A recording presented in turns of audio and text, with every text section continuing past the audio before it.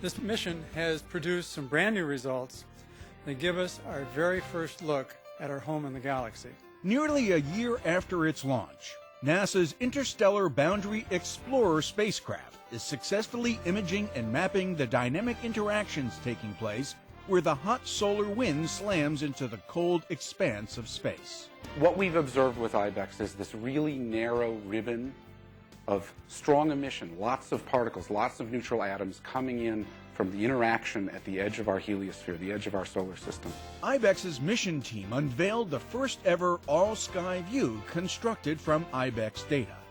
The spacecraft detects particle interactions at the edge of the solar system and, every 6 months, creates a picture or map of the boundary across the entire sky. These boundary regions shield Earth and our solar system from dangerous cosmic radiation. IBEX, one in a series of low-cost, small explorers missions rapidly developed by NASA, is the first spacecraft to image and map these dynamic and important interactions at the edge of our solar system. Space Shuttle Atlantis is at Launch Pad 39A at the Kennedy Space Center, awaiting its launch targeted for November 12th. That's when its 6 astronauts will begin their STS-129 mission to the International Space Station. Commanding his first mission will be 2-time shuttle pilot Charlie Hobaugh. In the pilot's seat for this mission will be first-time flyer Barry Wilmore. Also making their first trips into space will be mission specialists Bob Satcher and Randy Bresnik. Rounding out the crew will be veteran mission specialists Mike Foreman and Leland Melvin. Atlantis will deliver parts to the space station, including a spare gyroscope. The mission will feature 3 spacewalks. STS-129 will also return station crew member Nicole Stott to Earth. I think it's a really exciting time, not only for the space station program, but also for just figuring out how to better live and work in space. This mission is slated to be the final Space Shuttle crew rotation flight to or from the International Space Station. There you go. All right. Thank you very much, Freddie. All right.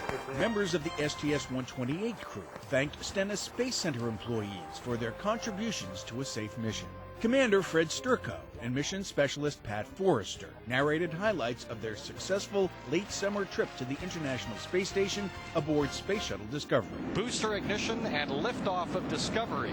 STS-128 delivered equipment and supplies to the complex, installed a new ammonia storage tank, and replaced experiments outside the European Space Agency's Columbus laboratory. Discovery's crew returned home on September 11th after a 5.7 million-mile journey.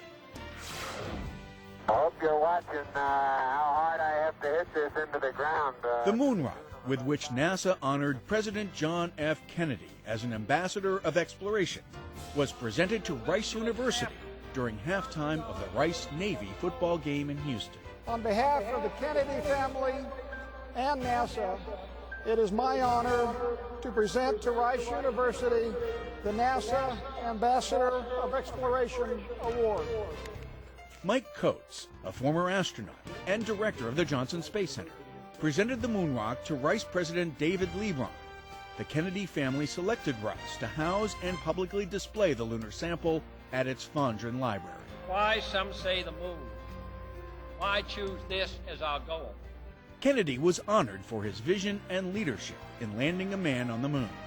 It was in a speech at Rice on September 12, 1962, that he called for a national initiative to go to the moon. We choose to go to the moon in this decade and do the other things, not because they are easy, but because they are hard. Twin brothers are using the popular social medium Twitter to provide unique insights into their respective preparations on opposite ends of the world to travel in space. The tweeting twin astronauts are Mark and Scott Kelly. Mark is the commander of Space Shuttle mission STS-134, set to launch in late 2010. Also late next year, Scott could be aboard the International Space Station, commanding Expedition 26. If schedules hold, the two will meet then in space.